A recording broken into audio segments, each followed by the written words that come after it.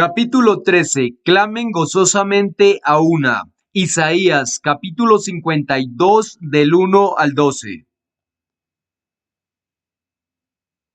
Liberación. ¿Qué perspectiva podría alegrar más a una nación cautiva?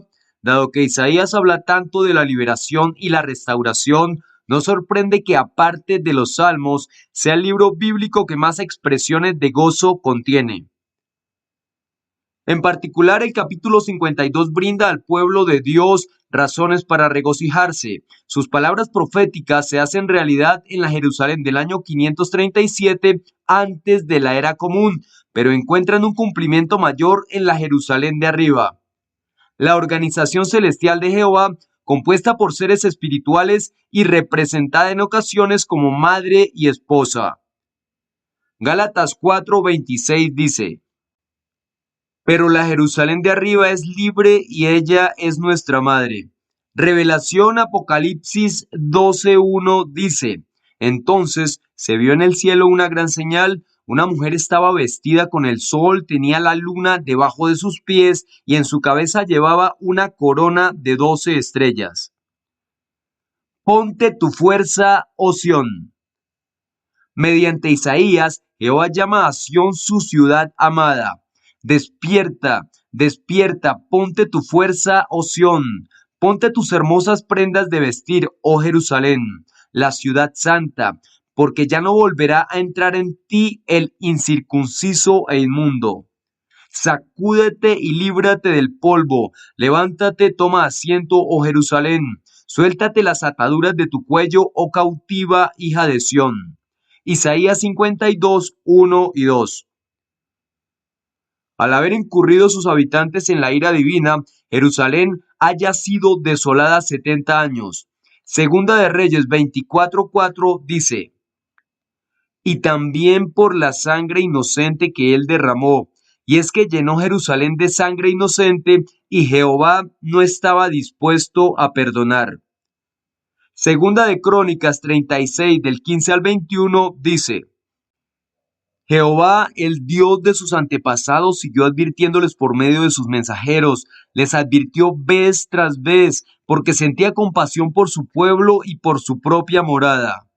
Pero ellos estuvieron burlándose de los mensajeros del Dios verdadero. Despreciaron las palabras de él y se burlaron de sus profetas, hasta que la furia de Jehová se desató contra su pueblo, hasta que ya no tuvieron remedio.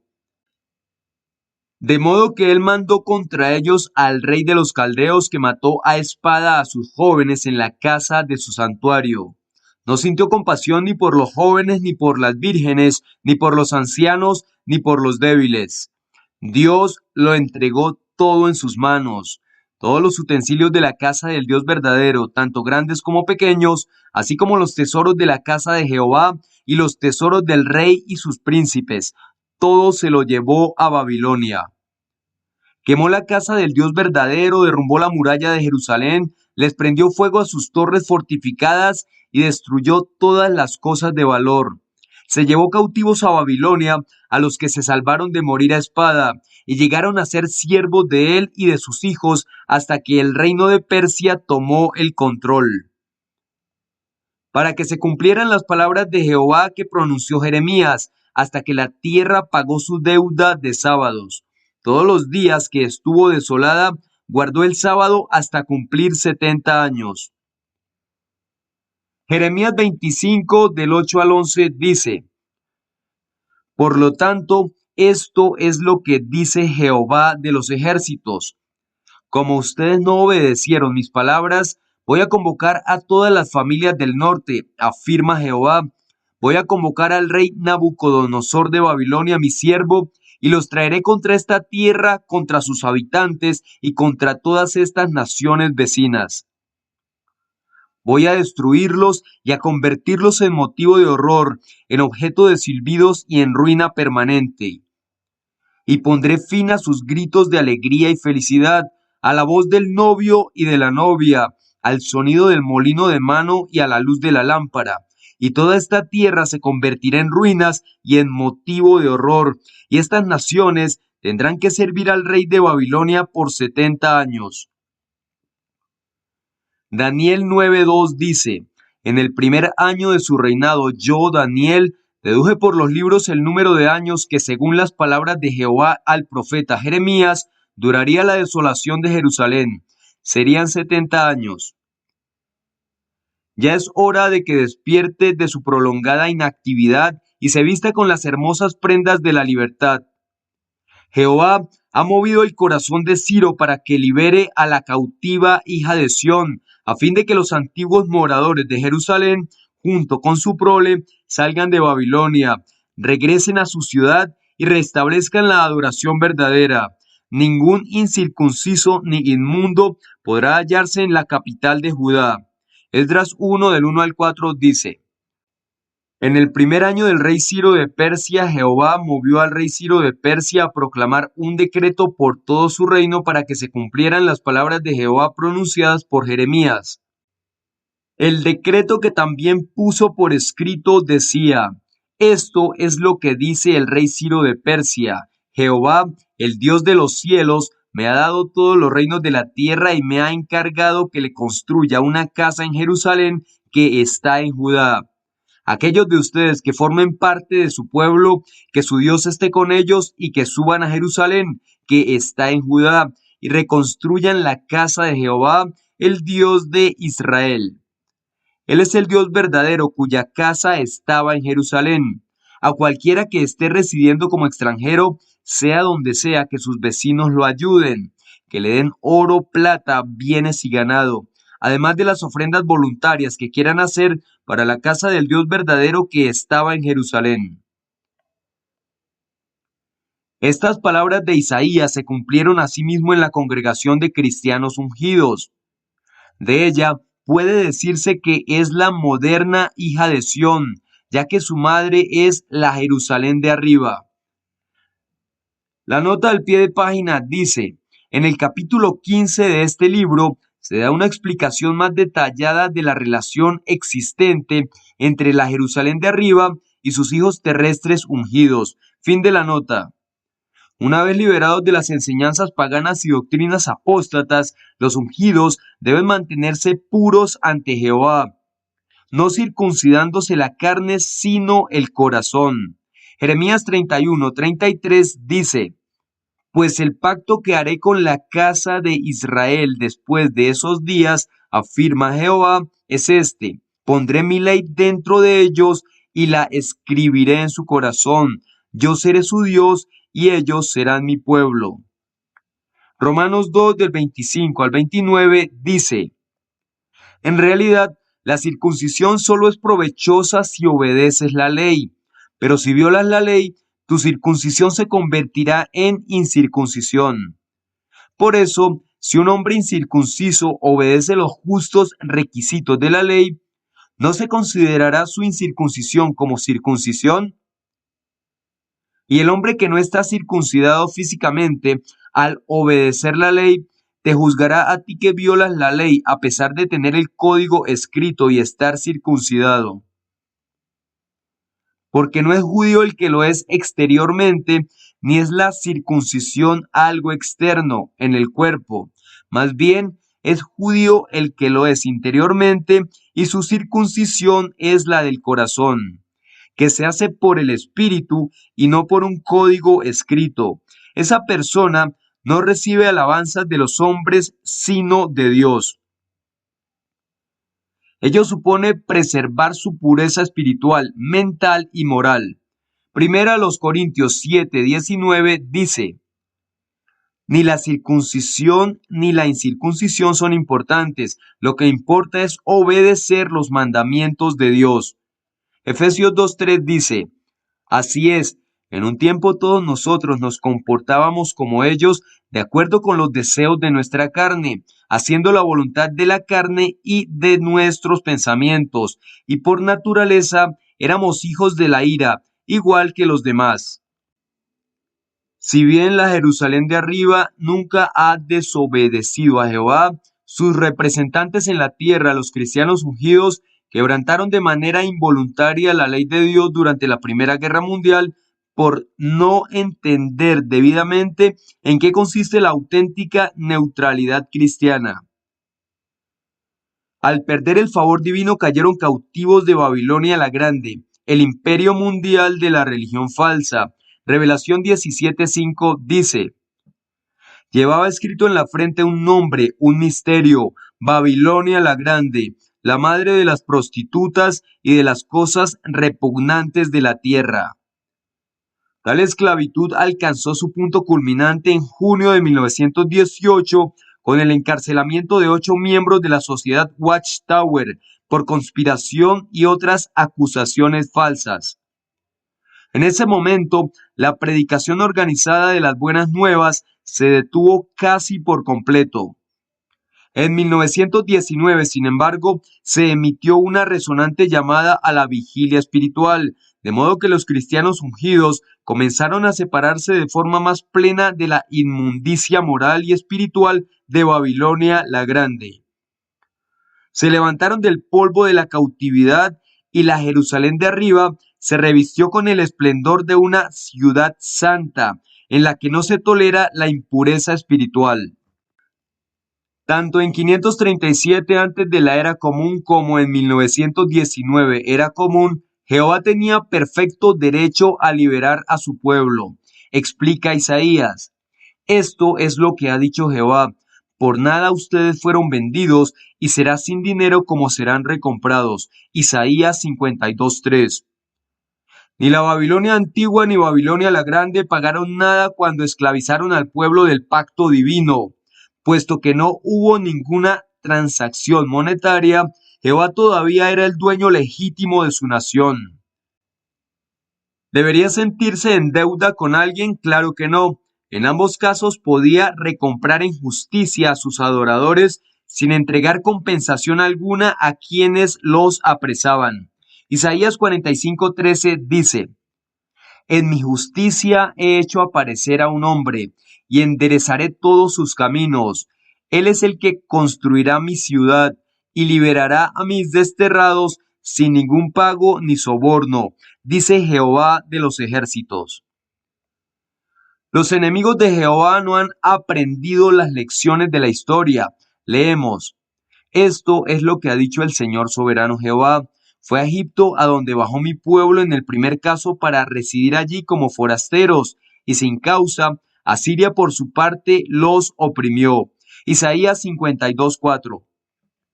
El faraón de Egipto esclavizó a los israelitas, a quienes se había invitado a residir como huéspedes en el país, y Jehová lo ahogó junto con su ejército en el Mar Rojo. Éxodo 1 del 11 al 14 dice: así que los pusieron a trabajar bajo la supervisión de capataces que los oprimían con trabajos forzados, y los obligaron a construir las ciudades de Pitón y Ramsés, que sirvieron de almacenes para el faraón. Pero mientras más los oprimían, más se multiplicaban y se esparcían, de modo que los egipcios llegaron a tenerles muchísimo miedo a los israelitas. Por eso, los egipcios sometieron a los israelitas a una dura esclavitud. Les amargaron la vida obligándolos a trabajar muy duro. Los pusieron a trabajar con mezcla de barro y ladrillos y a hacer todo tipo de labores en los campos. Así es, los maltrataron y los explotaron con todo tipo de trabajo de esclavos. Éxodo 14, 27 y 28 dice: de inmediato Moisés extendió su mano sobre el mar, y cuando estaba a punto de amanecer, las aguas volvieron a su lugar. Los egipcios trataron de huir de ellas, pero Jehová los arrojó en medio del mar, y cuando las aguas volvieron a su lugar, cubrieron los carros de guerra, a los jinetes y al entero ejército del faraón que había entrado en el mar detrás de los israelitas. No sobrevivió ni uno solo de ellos. Cuando el rey Sennacherib de Asiria amenazó a Jerusalén, el ángel de Jehová abatió a 185,000 de sus soldados. Isaías 37, del 33 al 37, dice: por lo tanto, esto es lo que dice Jehová sobre el rey de Asiria: no entrará en esta ciudad, no disparará ninguna flecha contra ella, ni se enfrentará a ella con un escudo, ni levantará una rampa para atacarla. Volverá por donde vino, no entrará en esta ciudad, dice Jehová. Defenderé esta ciudad y la salvaré por mí y por mi siervo David. Y el ángel de Jehová salió y mató a 185,000 hombres en el campamento de los asirios. Quienes se levantaron temprano por la mañana vieron todos los cadáveres. Así que el rey Senaquerib de Asiria se fue, regresó a Nínive y se quedó allí. Del mismo modo, ni la Babilonia antigua ni Babilonia la grande pueden eludir las consecuencias de haber oprimido al pueblo de Dios. Mi pueblo conocerá mi nombre. El cautiverio del pueblo de Jehová repercute en su nombre tal como muestra la profecía. Y ahora, ¿qué interés tengo aquí? Es la expresión de Jehová, porque mi pueblo fue tomado por nada. Los mismísimos que los gobernaban siguieron aullando. Es la expresión de Jehová, y constantemente todo el día se trataba con falta de respeto mi nombre. Por esa razón, mi pueblo conocerá mi nombre, aun por esa razón en aquel día, porque yo soy aquel que está hablando. Mira, soy yo. Isaías 52, 5 y 6. ¿Qué interés tiene Jehová en la situación? ¿Qué le importa la esclavitud de Israel en Babilonia? Él debe actuar porque esta última ha capturado a su pueblo y ha lanzado aullidos de victoria por ello. Su jactancia la ha llevado a tratar con falta de respeto el nombre divino. Ezequiel 36, 20 y 21 dice: Pero cuando llegaron a aquellas naciones, la gente profanó mi santo nombre al decir de ellos: Este es el pueblo de Jehová, pero tuvieron que salir de su tierra. Así que me voy a ocupar de mi santo nombre, que la casa de Israel ha profanado entre las naciones a las que han ido. ¿No ha reconocido que la desolación de Jerusalén obedece al desagrado de Jehová para con su pueblo? Antes bien, ha visto en el cautiverio de los judíos una prueba de la debilidad del Dios al que adoran. Belsasar, que gobierna como segundo rey, hasta se mofa de él usando los vasos del templo de Jehová en un banquete en honor de los dioses babilónicos. Daniel 5 del 1 al 4 dice: El rey Belsasar organizó un gran banquete para 1,000 de sus nobles y estuvo bebiendo vino enfrente de ellos. Bajo los efectos del vino, Belsasar ordenó que le llevaran los recipientes de oro y plata que su padre, Nabucodonosor, había sacado del templo de Jerusalén. El rey quería beber de ellos junto con sus nobles, sus concubinas y sus esposas secundarias. Así que le llevaron los recipientes de oro que se habían sacado del templo de la casa del Dios en Jerusalén, y el rey, sus nobles, sus concubinas y sus esposas secundarias bebieron de ellos. Bebieron vino y alabaron a dioses de oro y plata, de cobre, hierro, madera y piedra. ¿Qué aplicación tiene todo lo antedicho en la Jerusalén de arriba? Desde que la apostasía echó raíces entre los supuestos cristianos, podría decirse que el nombre de Dios es blasfemado entre las naciones a causa de ellos. Romanos 2:24 dice: Porque tal como está escrito, el nombre de Dios está siendo blasfemado entre las naciones a causa de ustedes. Hechos 20, 29 y 30 dice: Sé que cuando me vaya entrarán entre ustedes lobos feroces que no tratarán al rebaño con ternura, y de entre ustedes mismos saldrán hombres que dirán cosas retorcidas para arrastrar a los discípulos y llevárselos detrás de ellos. Por otro lado, la superstición llevó a los judíos a evitar el empleo del nombre divino. Los cristianos apóstatas siguieron su ejemplo y poco después de morir los apóstoles también dejaron de utilizarlo. De tal apostasía brotó una parte sobresaliente de Babilonia la Grande, la cristiandad, cuya inmoralidad desenfrenada y descarado derramamiento de sangre ha desacreditado el nombre de Jehová. Segunda a los Tesalonicenses 2, 3 y 7 dice: Que nadie los engañe de ninguna manera, porque ese día no vendrá sin que antes llegue la apostasía y sea revelado el hombre que desafía la ley, el hijo de la destrucción. Es cierto que ya está actuando el misterio de este desafío, pero solo será un misterio hasta que desaparezca el que ahora mismo está actuando como restricción. Revelación 17:5 dice: llevaba escrito en la frente un nombre, un misterio: Babilonia la Grande, la madre de las prostitutas y de las cosas repugnantes de la tierra. Segunda de Pedro 2:1 y 2 dice: sin embargo, tal como hubo falsos profetas entre el pueblo, también habrá falsos maestros entre ustedes. Ellos introducirán a escondidas sectas destructivas y hasta rechazarán al dueño que los compró, y así traerán sobre sí mismos una rápida destrucción. Además, muchos imitarán su conducta descarada, y por culpa de ellos se hablará de manera ofensiva del camino de la verdad. El pueblo del pacto divino comprendió mejor los requisitos de Jehová cuando el Ciro Mayor, Jesucristo, lo liberó del cautiverio de Babilonia la Grande en 1919. Ya se habían purificado de muchas enseñanzas de la cristiandad arraigadas en el paganismo precristiano, como la Trinidad, la inmortalidad del alma y el tormento eterno en un infierno ardiente. Pero en ese momento se propusieron desprenderse de todo vestigio de influencia babilónica. Entendieron asimismo la importancia de mantener estricta neutralidad respecto a los factores del mundo, y desearon incluso purificarse de toda culpa de sangre en la que hubieran incurrido algunos de ellos. Los siervos de Dios de nuestra época también adquirieron una comprensión más profunda de la importancia del nombre divino, al adoptar la denominación de testigos de Jehová en 1931. Anunciaron públicamente que apoyaban al Creador y su nombre. Además, desde 1950, mediante la publicación de la traducción del Nuevo Mundo, han restituido el nombre de Jehová al lugar que en justicia merece en las páginas de la Biblia. En efecto, lo han llegado a apreciar y lo están dando a conocer hasta los cabos de la tierra. El que trae buenas nuevas.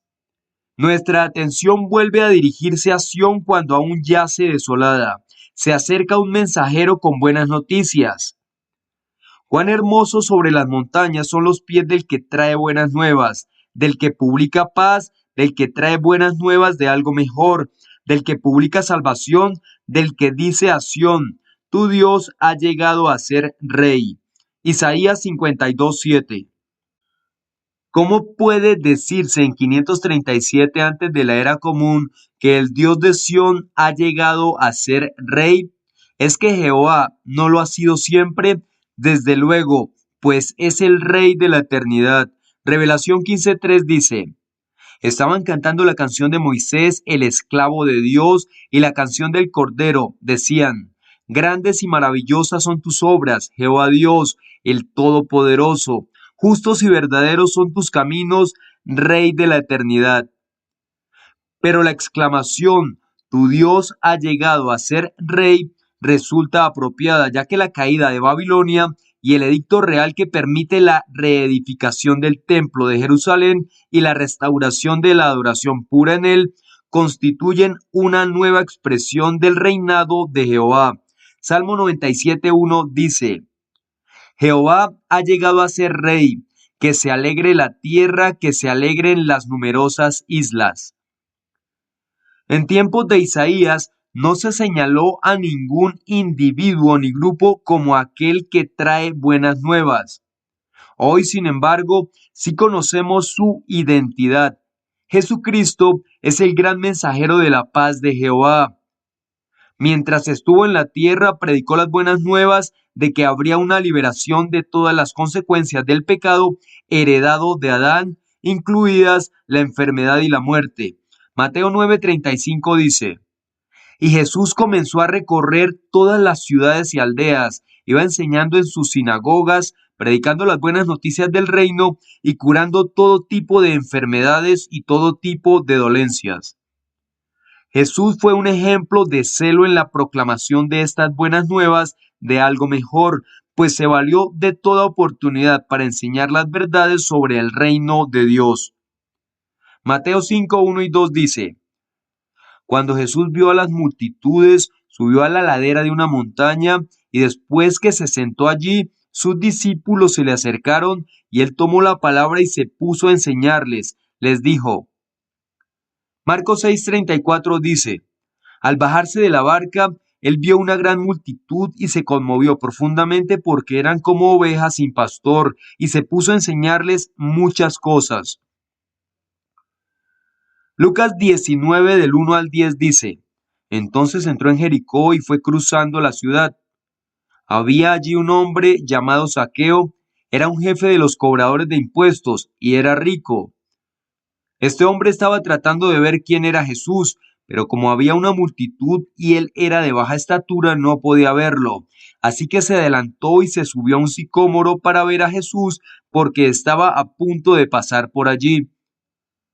Al llegar a ese lugar, Jesús miró hacia arriba y le dijo, Zaqueo, baja enseguida que hoy tengo que quedarme en tu casa. Él bajó rápidamente y con alegría lo hospedó en su casa. Cuando vieron esto, todos se pusieron a murmurar.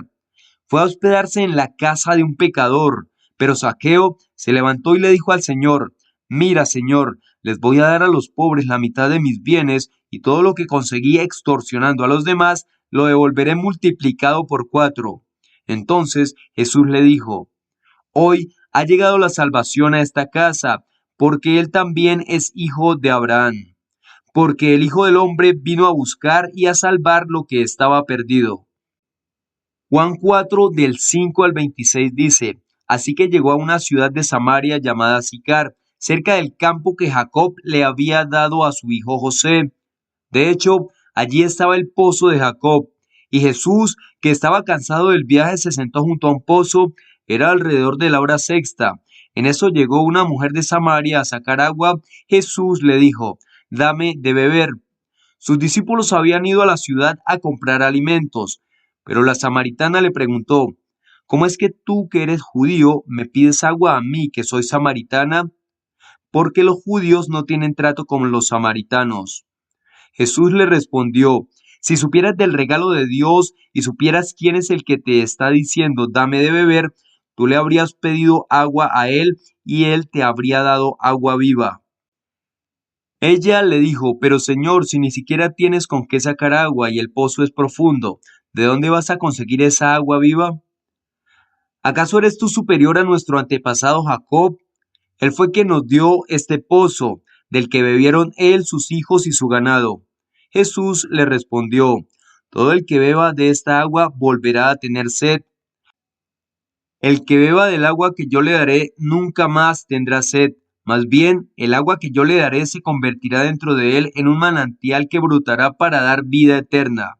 La mujer le dijo, dame de esa agua, Señor, para que no vuelva a tener sed, ni tenga que estar viniendo a este lugar a sacar agua.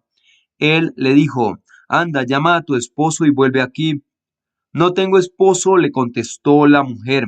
Jesús le dijo, tienes razón al decir que no tienes esposo, porque has tenido 5 y el hombre que tienes ahora no es tu esposo. Lo que has dicho es verdad. La mujer le dijo, Señor, veo que eres profeta. Nuestros antepasados adoraban a Dios en esta montaña, pero ustedes dicen que hay que adorarlo en Jerusalén. Jesús le dijo, créeme, mujer, viene la hora en que ni en esta montaña ni en Jerusalén adorarán ustedes al Padre. Ustedes adoran lo que no conocen, nosotros adoramos lo que conocemos, porque la salvación comienza con los judíos. Pero viene la hora, de hecho, ha llegado ya, en que los auténticos adoradores del Padre lo adorarán con espíritu y con verdad, porque el Padre sin duda está buscando a personas así para que lo adoren. Dios es un espíritu, y los que lo adoran tienen que adorarlo con espíritu y con verdad. La mujer le dijo, yo sé que va a venir el Mesías, al que llaman Cristo. Cuando Él venga, nos lo explicará todo. Jesús le contestó, ese soy yo, el que está hablando contigo. Y sus discípulos siguieron sus pasos. En su carta a los romanos, el apóstol Pablo cita de Isaías 52:7 para resaltar la importancia de predicar las buenas nuevas. Isaías 52:7 dice, Qué hermosos son en las montañas los pies del que lleva buenas noticias, del que proclama la paz, del que trae buenas noticias de algo mejor, del que proclama la salvación, del que le dice a Sión, tu Dios ha llegado a ser rey. Formula una serie de preguntas que inducen a la reflexión, entre otras, ¿cómo oirá la gente sin alguien que predique? Y entonces pasa a decir, así como está escrito, cuán hermosos son los pies de los que declaran buenas nuevas de cosas buenas. Romanos 10, 14 y 15 dice, sin embargo, ¿cómo lo invocarán si no han puesto su fe en él? ¿Y cómo pondrán su fe en él si no han oído hablar de él? ¿Y cómo oirán sin alguien que predique? ¿Y cómo predicarán si no han sido enviados? Tal como está escrito, qué hermosos son los pies de los que declaran buenas noticias de cosas buenas. Pablo amplía de este modo la aplicación de Isaías 52:7 y emplea el plural los que declaran en vez del singular que figura en el texto original. A imitación de Jesucristo, todos los cristianos son mensajeros de las buenas nuevas de la paz. ¿Por qué puede decirse que sus pies son hermosos? Isaías habla como si un heraldo se aproximara a Jerusalén procedente de las cercanas montañas de Judá. Desde lejos es imposible verle los pies, por lo que estos representan al propio emisario en quien se centra toda la atención. Tal como Jesús y sus discípulos constituyeron una hermosa vista para las personas mansas del siglo I, los testigos de la actualidad son una visión agradable para los humildes que obedecen el mensaje salvador de las buenas nuevas. ¿Desde cuándo se ha oído en tiempos modernos el grito, tu Dios ha llegado a ser rey? Desde 1919, en una asamblea celebrada ese año en Cedar Point, Ohio, J. F. Rutherford, a la sazón presidente de la sociedad Watchtower, entusiasmó a sus oyentes con la conferencia intitulada Discurso a los colaboradores. Basándose en Isaías 52:7 y Revelación 15:2, animó a los asistentes a emprender la tarea de predicar. Isaías 52:7 dice, qué hermosos son en las montañas los pies del que lleva buenas noticias, del que proclama la paz, del que trae buenas noticias de algo mejor, del que proclama la salvación, del que le dice a Sión, tu Dios ha llegado a ser rey. Revelación 15:2 dice, también vi algo que parecía un mar de vidrio mezclado con fuego, y a los que habían vencido a la bestia salvaje, a su imagen y al número de su nombre. Estos estaban de pie al lado del mar de vidrio, tenían en las manos arpas de Dios. Animó a los asistentes a emprender la tarea de predicar. Así, pies hermosos comenzaron a aparecer sobre las montañas. Primero los cristianos ungidos y más tarde sus compañeros de las otras ovejas participaron con celo en la proclamación de las buenas nuevas de que Jehová había llegado a ser rey. Juan 10:16 dice, y tengo otras ovejas que no son de este redil, a esas también las tengo que traer, y ellas escucharán mi voz, formarán un solo rebaño con un solo pastor. ¿En qué sentido había llegado a hacerlo? En 1914 llevó a cabo una nueva expresión de su reinado, elevando a su Hijo Jesucristo al trono del reino celestial recién establecido. Luego en 1919 volvió a manifestar su soberanía, esta vez al liberar de Babilonia la Grande al Israel de Dios. Gálatas 6:16 dice, que la paz y la misericordia estén sobre todos los que andan correctamente de acuerdo con esta regla de conducta, sí, sobre el Israel de Dios.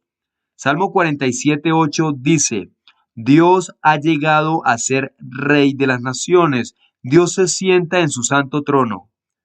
Revelación 11:15 dice, el séptimo ángel tocó su trompeta, entonces hubo fuertes voces en el cielo que decían, el reino del mundo ha llegado a ser el reino de nuestro Señor y de su Cristo, y él reinará para siempre jamás.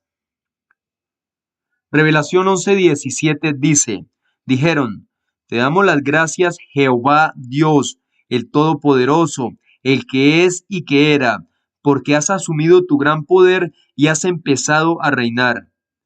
Revelación 19:6 dice: Y oí algo que sonaba como la voz de una gran multitud, como el sonido de muchas aguas y como el sonido de fuertes truenos. Ellos decían: Alaben a Jah, y es que Jehová nuestro Dios, el Todopoderoso, ha empezado a reinar. Tus propios atalayas han levantado la voz. ¿Provoca alguna respuesta el grito: tu Dios ha llegado a ser rey? Así es. Isaías escribe: Escucha, tus propios atalayas han levantado la voz. Al unísono siguen clamando gozosamente, porque será ojo a ojo, como verán cuando Jehová recoja de vuelta a Sión. Isaías 52:8.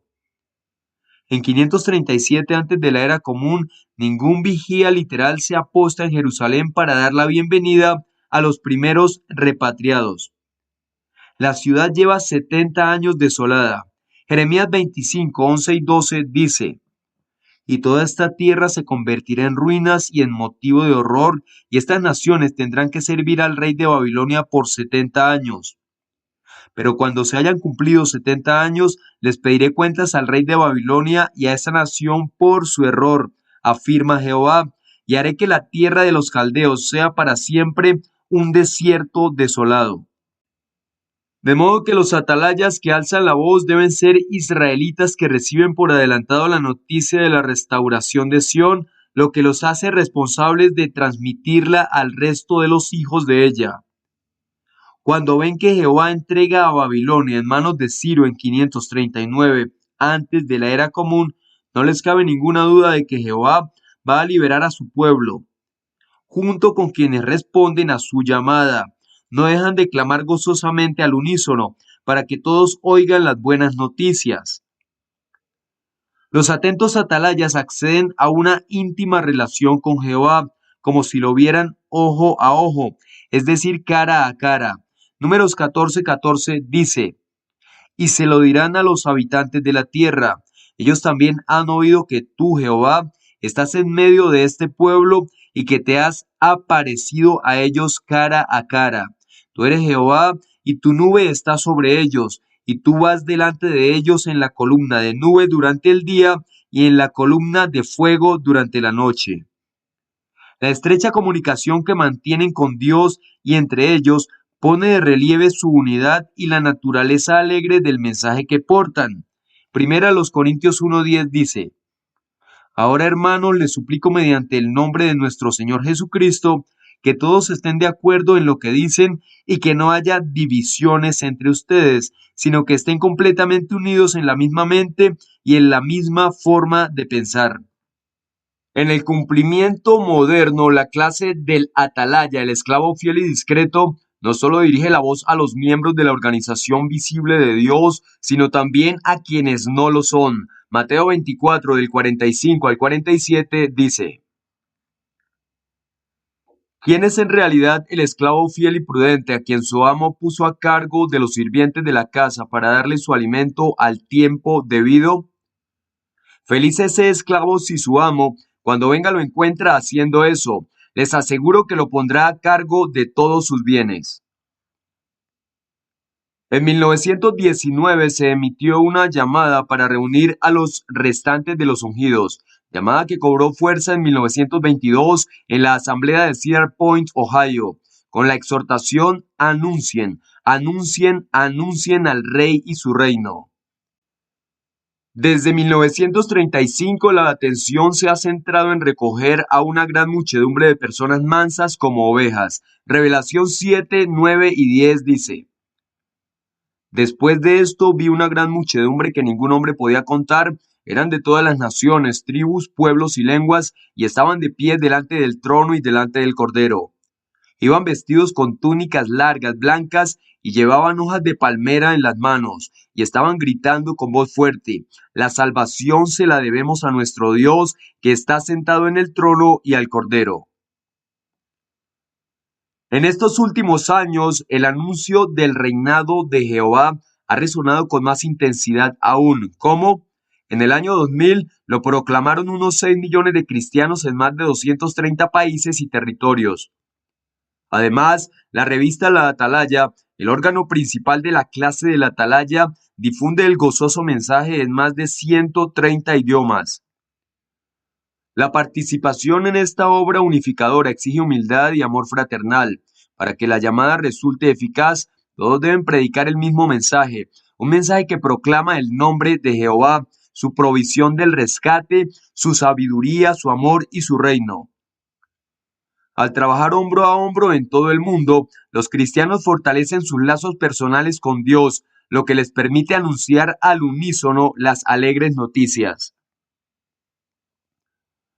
Ante el clamor jubiloso del pueblo de Dios, hasta el lugar donde residen parece alegrarse. La profecía continúa.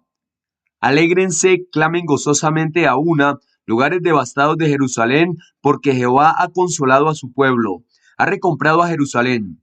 Jehová ha desnudado su santo brazo ante los ojos de todas las naciones, y todos los cabos de la tierra tienen que ver la salvación de nuestro Dios. Isaías 52, 9 y 10. Con la llegada de los repatriados de Babilonia, los desolados parajes de Jerusalén adquieren un aspecto dichoso, ya que en ellos va a restablecerse la adoración pura. Isaías 35, 1 y 2 dice: El desierto y la tierra reseca se llenarán de alegría, y la llanura desértica estará feliz y florecerá como el azafrán.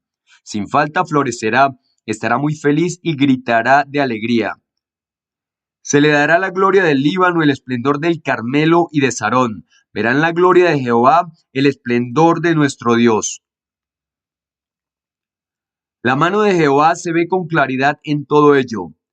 Ha desnudado su santo brazo, como si se hubiera arremangado para salvar a su pueblo. Esdras 1, 2 y 3 dice: Esto es lo que dice el rey Ciro de Persia: Jehová, el Dios de los cielos, me ha dado todos los reinos de la tierra y me ha encargado que le construya una casa en Jerusalén que está en Judá. Aquellos de ustedes que formen parte de su pueblo, que su Dios esté con ellos y que suban a Jerusalén, que está en Judá, y reconstruyan la casa de Jehová, el Dios de Israel. Él es el Dios verdadero cuya casa estaba en Jerusalén. En estos últimos días, Jehová ha desnudado su santo brazo con objeto de reavivar al resto ungido, los dos testigos del libro de Revelación. Segunda Timoteo 3:1 dice: Pero debes saber que en los últimos días vendrán tiempos críticos y difíciles de soportar. Revelación 11:3 dice: Haré que mis dos testigos profeticen 1260 días vestidos de tela de saco. Revelación 11 del 7 al 13 dice: Cuando hayan terminado de dar su testimonio, la bestia salvaje que sube del abismo guerreará contra ellos, los vencerá y los matará. Sus cadáveres quedarán en la calle principal de la gran ciudad, ciudad que en sentido espiritual se llama Sodoma y Egipto, donde también su señor fue ejecutado en el madero. Gente de diversos pueblos, tribus, lenguas y naciones mirará sus cadáveres por 3 días y medio, y no dejará que sus cadáveres se pongan en una tumba.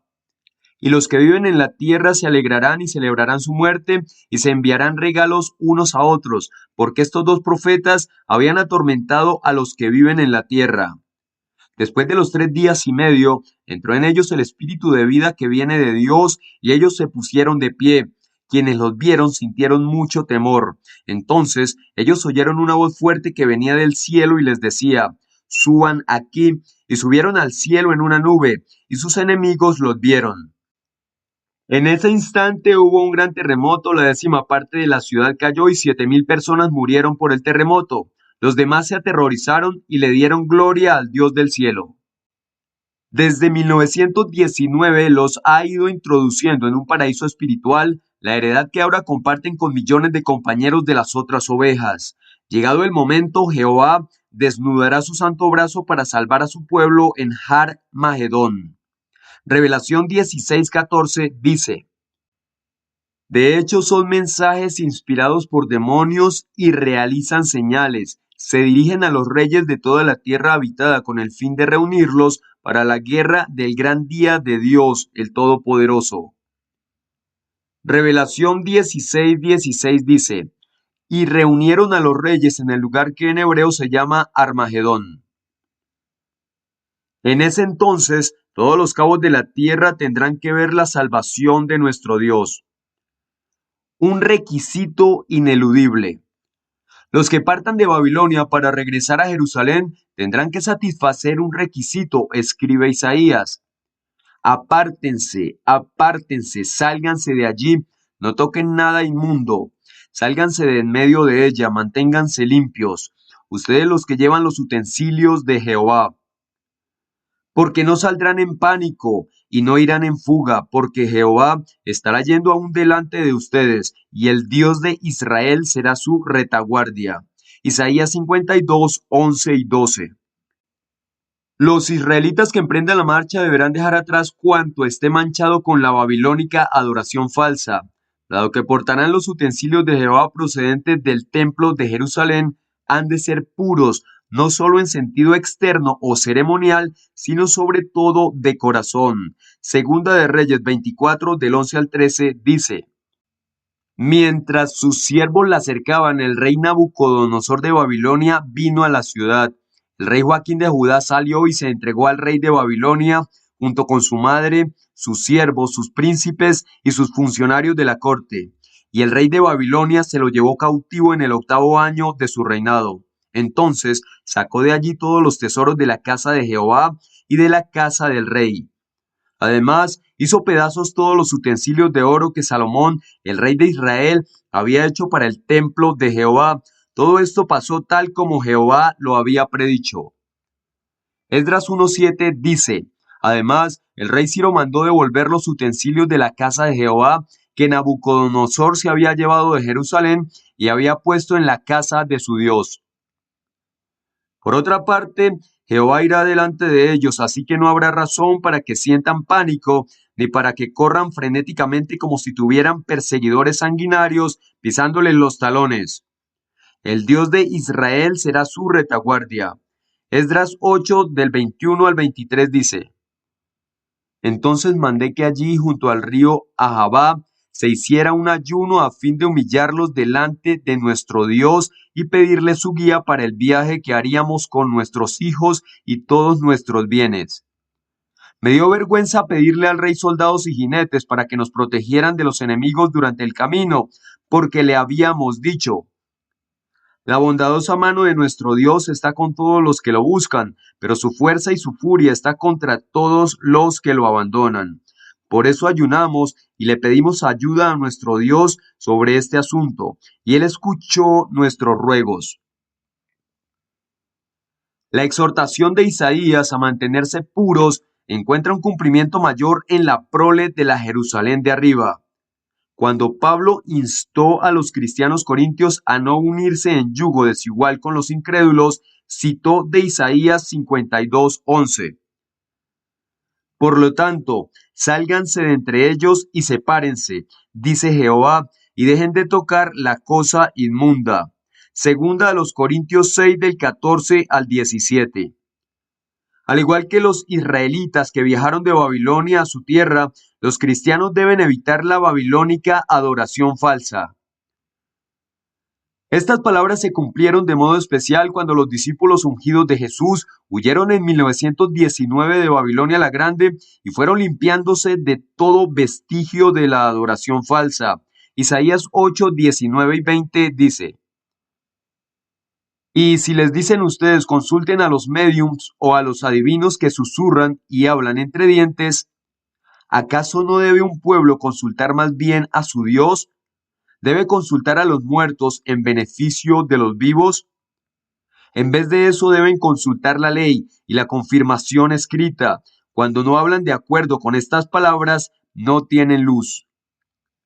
Romanos 15:4 dice: Porque todas las cosas que fueron escritas anteriormente fueron escritas para nuestra enseñanza, para que mediante nuestro aguante y el consuelo de las Escrituras tengamos esperanza.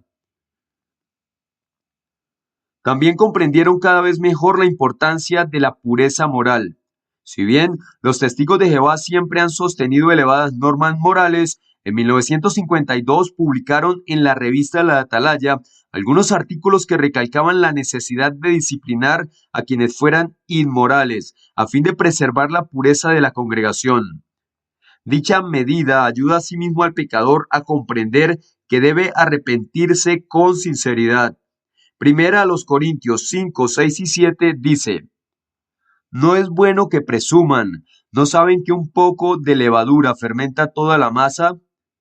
Quiten la levadura vieja para que puedan ser una masa nueva, sin fermentar, así como de hecho lo son, porque en efecto Cristo, nuestro Cordero de Pascua, ha sido sacrificado. Primera a los Corintios 5 del 9 al 13 dice: Les escribí en una carta que dejaran de relacionarse con personas que son sexualmente inmorales. Con eso no quise decir que se separaran completamente de la gente de este mundo que es sexualmente inmoral, de los codiciosos, de los extorsionadores o de los idólatras. Si así fuera, ustedes tendrían que salirse del mundo. Pero ahora les escribo que dejen de relacionarse con cualquiera que, pese a ser llamado hermano, sea sexualmente inmoral, codicioso, idólatra, injuriador, borracho o extorsionador. Ni siquiera coman con esa persona. Pues ¿por qué voy a tener que juzgar yo a los de afuera?